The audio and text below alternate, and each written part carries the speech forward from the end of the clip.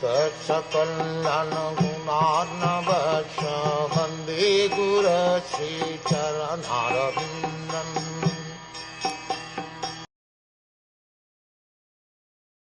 Sañjay said, "My dear descendant of the Kuru dynasty, I have no information of the determination of your two uncles and Gandhari.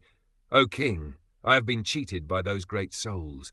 That great souls cheat others may be astonishing to know, but it is a fact that great souls cheat others for a great cause. It is said that Lord Krishnan also advised Yudhishthira to tell a lie before Dronacharya, and it was also for a great cause. The Lord wanted it, and therefore it was a great cause.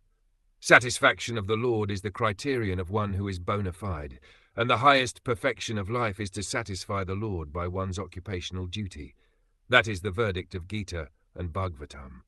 Dhritarashtra and Vidher, followed by Gandhari, did not disclose their determination to Sañjay, although he was constantly with Dhritarashtra as his personal assistant. Sañjay never thought that Dhritarashtra could perform any act without consulting him. But Dhritarashtra's going away from home was so confidential that it could not be disclosed even to Sañjay. Sanatan Goswami also cheated the keeper of the prison house while going away to see Sri Chaitanya Mahaprabhu, and similarly, Raghunath Das Goswami also cheated his priest and left home for good to satisfy the Lord. To satisfy the Lord, anything is good, for it is in relation with the absolute truth.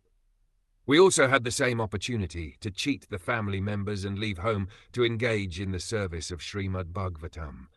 Such cheating was necessary for a great cause, and there is no loss for any party in such transcendental fraud.